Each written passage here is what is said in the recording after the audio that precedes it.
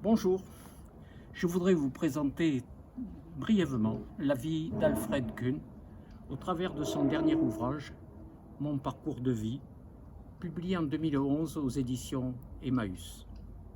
Alfred Kuhn est né en Alsace en 1921 à Strasbourg.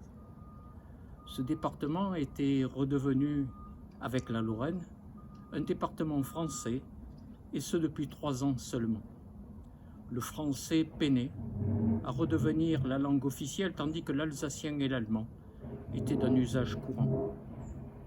Sa mère s'était tournée très tôt vers le Seigneur et fréquentait une église luthérienne, encouragée par des cousines darbistes. Alfred Kuhn, grâce à elle, a dès son plus jeune âge été immergé dans un milieu chrétien.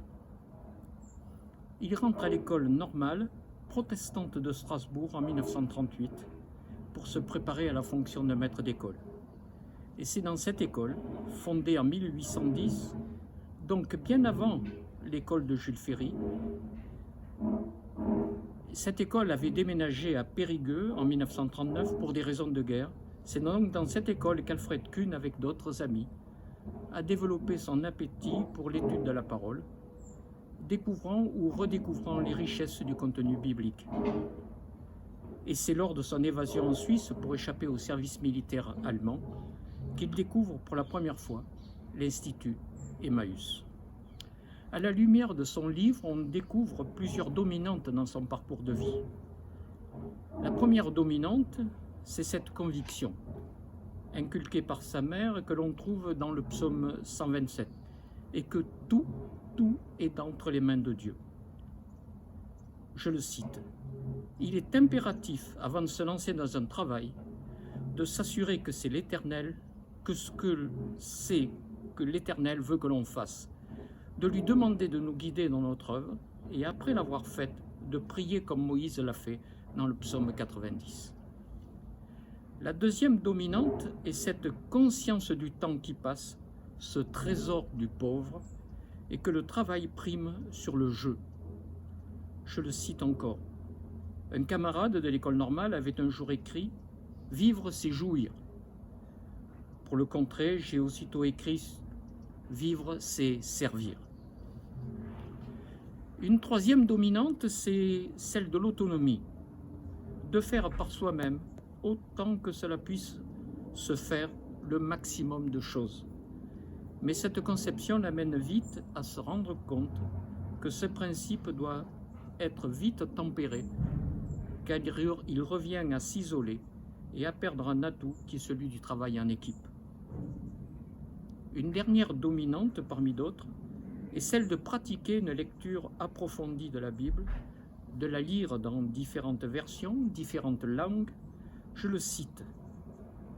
En 1939, j'ai commencé à marquer dans un cahier que j'avais divisé en colonnes les variantes d'une vingtaine de traductions de la Bible, collection que je commençais à faire comme d'autres collections des papillons.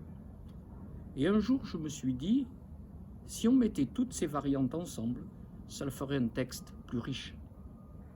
Chaque jeudi matin, je commençais par noter sur le haut d'une feuille le texte grec d'un verset. En dessous, toutes les remarques d'ordre grammatical. Et c'est ainsi qu'ont pu être publiées Lettres pour notre temps, Messages pour notre temps, et enfin la Bible, Parole vivante. Il faudrait encore ajouter à toutes ces dominantes la prière, la musique et les amis. On ne fait que découvrir, et j'encourage fortement le lecteur qui découvrira page après page de son texte, Mon parcours de vie, l'émerveillement d'Alfred Kuhn devant la grandeur de Dieu et surtout cette soif de mémorisation. Je le cite. Je relisais le même verset 30 à 50 fois avant de le reformuler. À la fin, quelque chose de la pensée biblique restait accroché dans la mémoire. L'Écriture sainte a imprégné mon subconscient, constituant l'arbitre silencieux de toute nouvelle pensée. Pour toutes ces raisons, je vous recommande la lecture de ce livre, Mon parcours de vie, publié aux éditions Emmaüs. Merci.